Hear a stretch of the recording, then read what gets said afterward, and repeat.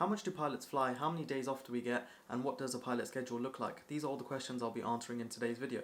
Hi, my name's Arslan. I've been a commercial pilot for the past 18 months, and today I'm going to be answering all your questions about pilot schedules. So firstly, how are pilot schedules actually made? We have a thing called flight time limitations, and these are the maximum amount of hours we are legally allowed to fly. So in a 28-day period, we're allowed to do 100 flight hours, in a calendar month 900, and in 12 consecutive months 1000. So this is what the planning team uses to build your schedules. So what actually is the flight time? So easiest definition of the flight time is from brakes on to brakes off. So it is the pushback of the aircraft, taxi, take off, land at your destination, taxi back in, and then park on stand. So brakes, park and brake off to park and brake on. That is defined as the flight time. So if you push back and sit in the remote hold for 1 hour, that is counted as your flight time as well. So this is what the planning team use, the 100 hours in 28 consecutive days, to build you a schedule. That's if your airline has a rostering team that builds your schedules, or some airlines you bid for what flights you want to do, so it's a bit different. But this is what the scheduling team uses to build the schedules. So let's go over the schedules and the pros and cons. So pilot schedules, we don't work 9 to 5, we can literally work at any time. A lot of airports in the UK are 24 hours, not everyone is lucky like Heathrow that has a curfew, so you could be working at any time of the day. What we can do with your airline is you can usually preference early or late. So when I started flying, I really enjoyed doing earlies, but as I've gotten older, I do prefer late a lot more. I just prefer night flying because it's a lot more quiet and it's a lot more relaxed than day flying. So with schedules, you can get schedule changes as well, but your company has to give you a certain amount of time. It depends from company to company how early they can contact you about a schedule change, and sometimes you can also refuse these changes. In the UK, the unions are quite strong with this, so you can refuse schedule changes as well. Now, some airlines have bidding systems. For example, my old airline, we didn't have a bidding system, but my new airline has a bidding system. So what you do is you can put your bids. For example, this month I want to fly to Lisbon, I want to fly to Paris, and I want to fly to, for example, Munich. So I put that in my bids, and then it will try and build me a roster around that. Most seniority-based airlines have that sort of bidding system. If you're not in a seniority-based airline, you're probably just going to be given a schedule and you from the scheduling team, and you have to fly it.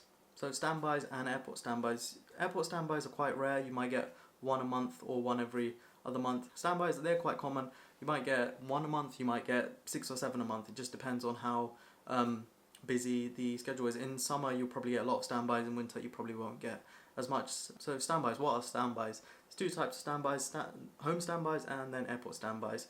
So what this means is you can be on standby, for example, from 10 in the morning till 6 in the evening, and that means in that time period, the company can contact you and they'll give you 90 minutes to 2 hours to make it to the airport to do a flight. So that's home standby. And then airport standby is when you actually go into the terminal or into the crew room, and you just sit there, and if they call you, if they need you for a flight, they'll just activate you, and yeah, you will do the flight. So swaps. So with swaps, you can swap your schedules and your flights with other colleagues as well if they abide by the flight time limitations rules. For example, if someone has a Munich and I'm doing a Lisbon, they want to do my Lisbon, we can just swap. So I'll take his Munich, he'll take my Lisbon, and yeah, that's really how swaps work. They're quite simple. Some airlines allow it, some airlines don't. But they're quite nice because say you have a mate on who's booked on a flight and you want to get on that flight, you'll be able to message the guy and then swap as long as it abides by the flight time limitations. And finally, fixed and variable. So there is 2 types of rosters. Some people prefer fixed, some people prefer variable. I was on a variable roster, so that means I don't have set days. So you could sometimes I would work a lot of weekends, and if you get lucky, sometimes you don't. But fixed rosters. Some airlines do fixed rosters, so you work 5 days on, 4 days off, 5 days on, 3 days off, 5 days on, 4 days off, and then this just repeats. So fixed rosters are nice because you can kind of control your life and you can see your roster basically until like infinitely into the future. With variable roster, you just, whatever the company gives you, you fly. So now I'll show you what a busy month looks like. This is my roster for the month of July. I did 71 hours, 40 sectors, and that equates to around 12 days of work. So you can see here, July 2023, so I was stood down on the 1st because I was still in line training here, so I think I needed to do my line check, so yeah. So I was stood down, I had 3 days off, and then I was on contactable, so this is when the company can contact me in this time window for a flight. And then I had 4 sectors here, this was actually my line check, and then I got released onto the line, so then I did another 4 sectors, then 2 sectors, rest, willing to flies, and then another 4 sectors, and then I had my first airport standby, so that was from 4 until 10 in the morning. Then you can see Saturday, Sunday I worked 2 sectors, 4 sectors, another airport standby, willing to fly. So these are actually days off, but I just put on the roster willing to fly. Days off, and then we have another 4 sectors. Then we've got a late standby, so you can see 1 till 9:30, late standby. Then I've got another 4 sectors. Then I've got another 2. Then I've got, you can see I was given a rest day here.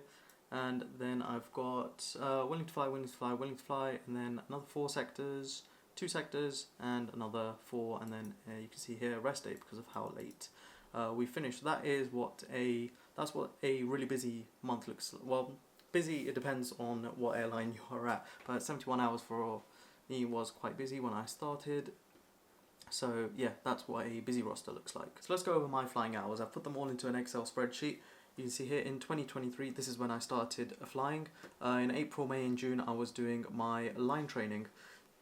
So that's why the hours are a bit low, and you can see how many sectors I did. So sector is just 1 flight. So from here, from Luton to Paris, that would be 1 sector. Paris back to Luton, that's another sector. And the company I worked for, we did 2 sector days or 4 sector days. So you can see how many sectors I've done and how many days of work.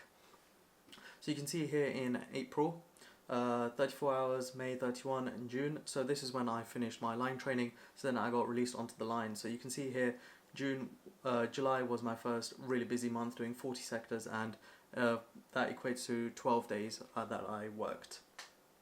So usually in the UK, the busy period is from April to September, that's the summer period, and then from October to February, that is the winter period. So you can see from my statistics, the winter periods I am flying a lot less, and in summer you do fly a lot more. But let's go over what... So you can see here I get quite a lot of days off. For example, last year my busiest month was October. 74 hours I did in October, that equates to 32 sectors, and that was 14 days of work.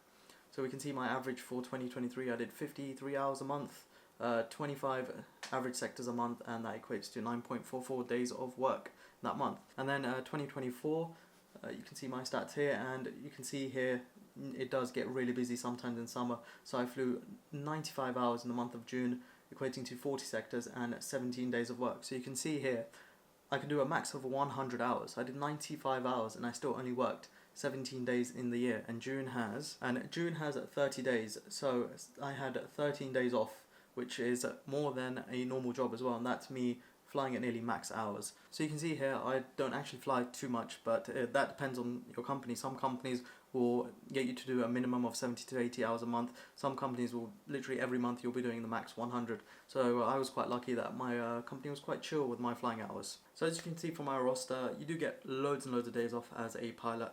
And if you have any more questions, leave them in the comments. And if you want to see a video of my journey to become a pilot, just click over here. Thanks for watching and goodbye.